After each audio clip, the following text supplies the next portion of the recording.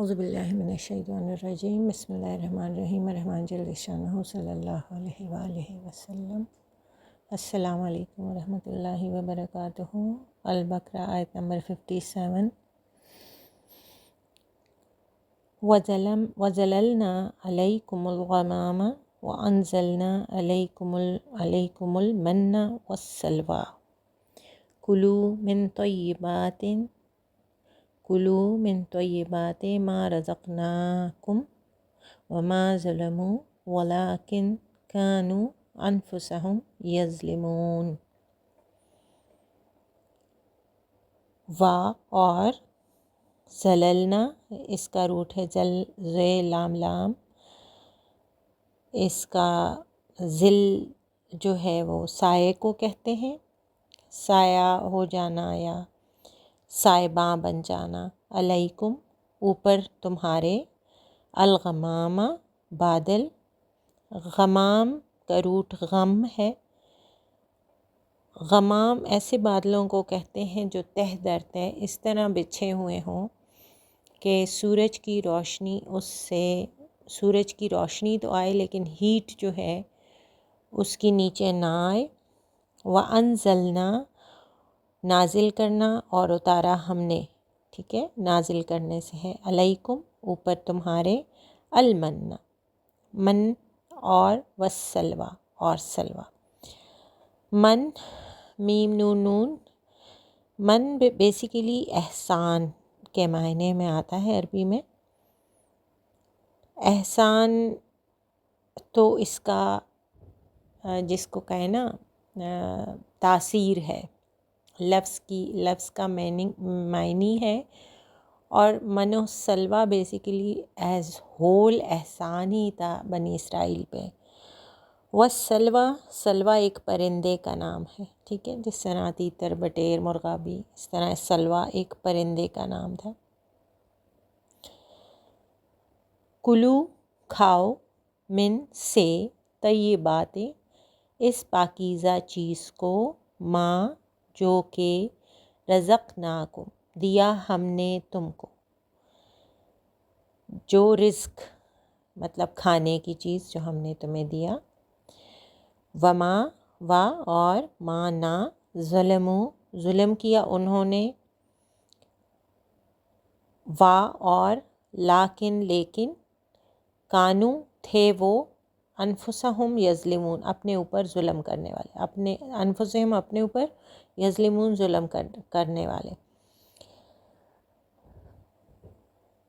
اور بادل کا تم پر سایہ کیے رکھا، اس کا جو بامحاورہ ترجمہ، ہم نے تم پر بادلوں کا سایہ کیا اور تم پر من و سلویٰ اتارا، کھاؤ ہماری دی ہوئی پاک چیزوں سے۔ تو انہوں نے ہم پر ظلم نہیں کیا، انہوں نے اپنی جانوں پر ظلم کیا۔ اب یہاں پر گزشتہ سے پیوستہ بھی کرتے ہیں، سیاق و سباق بھی اس کا کچھ لیتے ہیں کہ جب اللہ پاک ان کو اپنی نعمتیں اور اپنے احسانات گنوا رہے ہیں، ٹھیک ہے، جیسے پہلے ہم نے ذکر کیا کہ ان کو 70 لوگوں کو موت کے بعد دوبارہ زندہ کیا، پھر یہاں اللہ پاک ان کو دوبارہ سے ایک احسان بتا رہے ہیں کہ جس پر انہوں نے ناشکری کی۔ وہ احسان یہ تھا کہ جب ان لوگوں نے سمندر کراس کیا، فرعون سے نجات پائی، فرعون غرق ہو گیا، یہ لوگ دوسرے طرف وادی سینا میں آ گئے۔ جب وہاں آئے تو ابھی وہ لق و دق صحرا تھا، وہاں پہ کوئی گھر، کوئی درخت، کچھ نہیں تھا، تو اللہ پاک نے ان کو، ظاہر ہے ان کو بچانا تھا، کیونکہ اللہ کو ان سے ایک امید تھی کہ یہ شاید وحدہ لا شریک کا کچھ لوگ اس میں سے شاید اس موسیٰ علیہ السلام کا ساتھ دینے والے بنے۔ تو ایسے تو اللہ غیب کا علم رکھنے والی ذات ہیں، لیکن یہ امید اس لیے ہمیشہ اللہ کو ہوتی ہے انسان سے، کیونکہ انسان میں امر ربی ہے، روح ہے، تو اللہ پاک پھر شیطان کا بہکاوا، تو کیونکہ انسان دنیا میں اللہ کا خلیفہ ہے تو اللہ پاک نے انسان کو چوز کرنے کی ایک ایبیلٹی دی ہوئی ہے، تو اس ایبیلٹی میں چھوٹ کی وجہ سے اللہ پاک انسان سے گمان بھی رکھتے ہیں انٹل انلیس کہ بالکل ہی وہ جس کو کہے نا کہ سب کچھ ڈسٹروائے ہو جائے۔ تو اس وجہ سے اللہ پاک نے ان لوگوں پہ دوبارہ سے اپنے ایک چونکہ ان کو نجات دی، اس طرف آئے، اور یہ چنے ہوئے لوگ تھے، یہ حضرت موسیٰ علیہ السلام کے ساتھ ایک سختی گزار کر آئے تھے، تو اللہ پاک نے ان پر یہ بادلوں کا سایہ کیا، جس میں اس یہاں پہ ذکر بھی ہے الغمام کہ اس سے غمام کا روٹ بیسیکلی غم ہے۔ غم بھی کیا ہوتے ہیں؟ جب غم بھی کسی انسان کو کوئی دکھ لگ جائے، غم لگ جائے، تو اس کو کسی چیز باہر کی کسی بھی چیز کی تاثیر نہیں پہنچتی، اچھی بری، بس وہ اپنے اس غم کو لے کے اتنا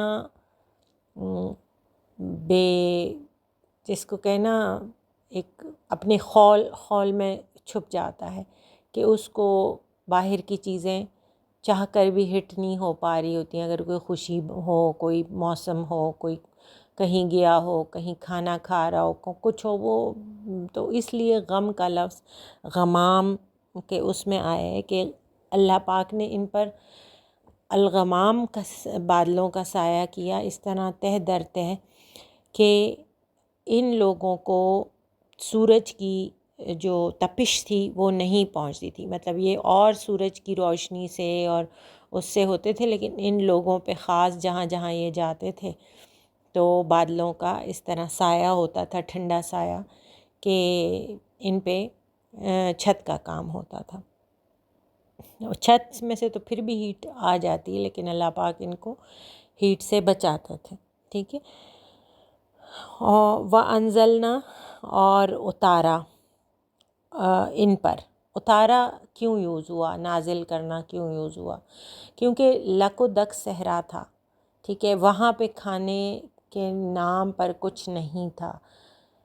یہ ایک ایسی مطلب یہ ایسے معجزات ان کے ساتھ ہوئے اور ایسے یونیک چیزیں ان کے ساتھ ہوئیں کہ بلیسنگ پہ بلیسنگز ہوئیں کہ اس وقت ان کو لگا کہ ہم تو اللہ پاک کے بہت ہی کوئی مطلب بیلوڈس ہیں، کہ اور ابھی تک یہ لوگ یہودی یہی سمجھتے ہیں کہ ہم تو اللہ کے چنے ہوئے اور ہم تو اللہ کو سب سے زیادہ پسند ہیں، کیونکہ ہمارے پیغمبر کے ساتھ اللہ کلام کرتے تھے اور جو ہم کہتے تھے وہ ہوتا تھا۔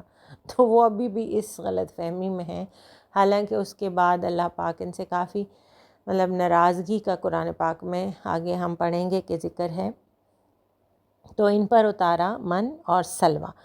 من جو ہے بیسیکلی احسان کو کہتے ہیں، اور احسان ہے ہی ہے، یہ سارا کچھ احسان ہی ہے۔ سلوہ جو ہے پرندے کا نام ہے، روسٹڈ ان کے پاس جو آتے تھے پرندے آتے تھے جن کو یہ لوگ پکاتے تھے اور کھاتے تھے۔ اور من جو ہے وہ کچھ لوگ اس کا یہ فرماتے ہیں کہ کوئی مشرومز ٹائپ کی چیز تھی، کچھ لوگ یہ کہتے ہیں کہ کوئی میٹھا پانی تھا یا کوئی میٹھی چیز تھی، واللہ عالم جو بھی تھا، لیکن یہ اللہ کا بہت بڑا ان پر احسان تھا، ورنہ یہ بھوک اور گرمی سے ہی سارے مر جاتے ادھر صحرا میں۔ کلو من طیبات ما رزقناکم، اور کھاؤ اس پاکیزہ چیز کو جو دیا ہم نے تم کو۔ یہاں پہ ایک اور چیز طیبات ہے، طیبات کا مطلب پاکیزہ ہے، اور جو ہے پاکیزہ طیب پاکیزہ کے معنی میں آتے ہیں، لیکن یہاں پہ یہ سمجھنے کی بات ہے کہ ان کو طیب کر کے کھانے کو کیوں کہا، تو اس کے دو مطلب نکلتے ہیں۔ ایک تو یہ کہ یہ اللہ کی طرف سے بھیجا ہوا کھانا تھا، تو اللہ پاک نے ان کو کہا کہ یہ پاک کھانا ہے، یہ کھاؤ۔ اگر آپ لوگ اس میں کوئی چیز ایڈ کرو گے یا ڈالو گے یا روکو گے تو شاید، یا اس کھانے کو آپ کل کے لیے سنبھال کے رکھو گے تو شاید یہ اس طرح پاک نہ رہے جس طرح یہ پاک اترا ہوا ہے۔ تو اس چونکہ یہ پاک ہے، طیب ہے، تو یہ اور اللہ سے کا دیا ہوا رزق ہے، تو اس کو کھاؤ. کیونکہ دیکھیں اللہ کے جس طرح جنت کا ہے کھانے ہوتے ہیں، وہ ان کی تاثیر اور ان کی اس کے کھانے کے بعد جب تک انسان چاہے تو شاید مطلب زبردستی وہ بھوک والا، وہ بہت شدید بھوک والا ایلیمنٹ شاید ایسے کھانے کے بعد نہ ہو. لیکن چونکہ یہ لوگ گمراہ تھے اور فاسق، ان کے دلوں میں شاید وہ والی پاکی نہیں آ پا رہی تھی جو مطلب اللہ کی رحمت کو دیکھ کر بھی یہ منہ پھیر رہے تھے بار بار. تو اللہ پاک ان کی اس ناشکر گزاری پر اور ان کی اس جس کو کہ بار بار اللہ سے منہ اس کے باوجود موڑنا، اللہ کے اتنے احسانات کے باوجود، تو اللہ پاک اس میں کیا فرماتے ہیں کہ انہوں نے میرے اوپر کوئی ظلم نہیں کیا، لیکن انہوں نے اپنے اوپر ظلم کیا. اب ظلم کیا ہے؟ ظلم یہ ہے کہ آپ کچھ بھی ایسے کرو کہ آپ کو پتہ ہو کہ یہ غلط ہے، ٹھیک ہے، آپ کو پتہ ہے کہ یہ ہم صحیح نہیں کر رہے، لیکن آپ پھر بھی کر رہے ہو، تو اس کا نقصان کس کو ہوگا؟ آپ ہی کو ہوگا. آپ کو کوئی کہے کہ یہاں پہ اس کے بعد مت جاؤ، نو فلائی زون ہے، اور آپ اس میں فلائی کرو، اور وہاں آپ کا ایئر کرافٹ گر جائے یا ہٹ ہو جائے، تو اس میں کس کا قصور ہوگا؟ ظاہر ہے جو جہاز لے جانے والا ہوگا اس کا قصور ہوگا، جو اس کو کہنے والا ہوگا اس کا قصور ہوگا. آپ کو کہا جائے کہ آگے جنگل ہے، اس میں خونخوار جانور ہیں، آپ مت جائیں، اور آپ پھر بھی جائیں، اور اگر کچھ ہو گیا تو کس کا قصور ہوگا؟ آپ کا قصور ہوگا. آپ نے کس پر ظلم کیا؟ آپ نے اپنے اوپر ظلم کیا. بیسیکلی اللہ پاک بھی یہاں یہی فرما رہے ہیں. ایک حدیث پاک ہے، میں اپنے الفاظ میں کوٹ کروں گی، وہ ایگزیکٹ حدیث میرے سامنے ابھی ہے نہیں، کہ حدیث قدسی ہے کہ اگر انسان اور جن مل کر بھی نا کوئی بھی ایسی چیز کریں جس سے مطلب وہ اپنے لیے کوئی برائی یا کوئی بیڈ وہ کریٹ کریں، جو وہ چاہتے ہیں کہ یہ اچھا ہے، مطلب ایک دنیاوی آسائش ہے، وہ اچھی چیز ہے ان کے لیے، اس وقت کے لیے اچھی ہے، لیکن وہ اصل میں اس کا رزلٹ اچھا نہیں ہے. تو اللہ پاک فرماتے ہیں کہ چاہے انسان ہے چاہے جن ہے، تو اپنے ساتھ زیادتی کریں، اور سارے مل کر بھی اگر وہ میرے ساتھ کچھ کرنا چاہیں تو میرا کچھ نہیں بگاڑ سکتے. ہاں، وہ اپنے ساتھ برا کر لیں گے. مطلب آپ ایک سپر طاقت، سپر پاور کے ساتھ آپ ٹکر لیں گے تو آپ کا ہی نقصان ہوگا. ہم جائیں، ہم کہیں کہ ہم نے سورج کو دیکھنا ہے، اور ہم ایک چھوٹے جہاز میں بیٹھ جائیں تو اور ہم کہیں ایک فاسٹسٹ مطلب لائٹ اس میں ٹریول کر رہا ہے، اور ہم کہیں کہ نہیں ہم نے بس سورج دیکھنا ہے، تو ہم جب سورج کے پاس جائیں گے تو کیا ہمارا وہ کرافٹ بچ پائے گا؟ وہ میلٹ ہو جائے گا. ہم وہاں تک پہنچ ہی نہیں، اس کے کافی دور سے ہی وہ میلٹ ہو جائے گا. تو بیسیکلی اللہ کی شان، اللہ کی عظمت، اللہ کے کرم کے سامنے ہم سب تو بے بس ہیں، ہماری تو کوئی اوقات نہیں ہے. تو اس طرح بس یہی اس میں پوائنٹ تھے. اور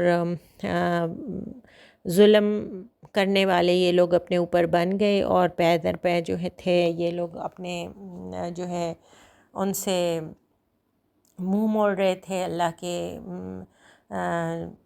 حضرت عبداللہ بن عباس رضی اللہ تعالیٰ عنہ سے روایت ہے کہ رسول پاک صلی اللہ علیہ وسلم نے فرمایا، اللہ تعالیٰ اپنے بندے کے ناشکرے پن کو پسند نہیں کرتا، اور جو بندہ اس کی عطا کیے ہوئے رزق پر شکر ادا کرتا ہے اللہ اسے مزید عطا فرماتے ہیں. ایک اور جگہ رسول پاک صلی اللہ علیہ وسلم نے فرمایا، اللہ تعالیٰ فرماتا ہے کہ اگر تم شکر ادا کرو گے تو میں تمہیں زیادہ دوں گا، اور اگر تم ناشکری کرو گے تو میرا عذاب شدید ہے. اس طرح کی احادیث جو ہیں آپ اسی سے اندازہ لگا لیں کہ آج کل کے جیسے دور پہ اگر ہم اس چیز کو امپلیمنٹ کریں as per my rule of تفسیر، تو اگر ہم آج کل کے دور میں اس چیز کو امپلیمنٹ کرتے ہیں اور اپنے اوپر لاگو کرتے ہیں تو آج کل آپ دیکھیں نا کون سی نعمتیں ہیں جو ہم کھاتے ہیں. ایک نارمل گھر کی، ایک نارمل فیملی، ایک مڈل کلاس فیملی بھی، ہم اے سی میں رہ رہے ہیں، ہیٹرز لگے ہوئے ہیں، گرم پانی ہمیں واش روم میں ٹیپ میں مل رہا ہے. مطلب ایک جس کو کہیں نا ایک لگژریز اگر نہیں بھی ہے تو ایک نارمل جو کسی بھی گھر کی ایک ضروریات ہیں وہ اس کو مل رہی ہیں. ٹھیک ہے، ایک مڈل کلاس فیملی کے بھی یہ چھوٹی موٹی ضروریات سب کی پوری ہو رہی ہیں. کھانا بن رہا ہے، روٹی گرم گرم مل رہی ہے. بازار میں جہاں بھوک لگتی ہے ریسٹورنٹ ہیں، جہاں کھڑے ہو گئے کھا لیا، جہاں کھڑے ہو گئے کچھ مطلب پیسے جیب میں ہوئے تو کچھ نہ کچھ کھا ہی لیتے ہیں ہم اپنی حیثیت استطاعت کے مطابق. اس کے باوجود آج کل آپ کسی سے بھی ملیں نا تو ایک روٹین فینامنا ہے، ایک روٹین کہ بہت مشکل ہے زندگی، بہت مہنگائی ہے، بہت یہ ہے، بہت وہ ہے، بس ہر وقت رونے. اب ایسی قوموں پہ پھر اللہ پاک رزق تنگ کر دیتے ہیں یا مشکل سے مشکل حالات ہیں اور مشکل کر دیتے ہیں. ہمیں چاہیے کہ جب اللہ پاک کے ٹھیک ہے ہماری ضرورتیں مشکل سے پوری ہو رہی ہیں، اس میں کیا کرنا چاہیے؟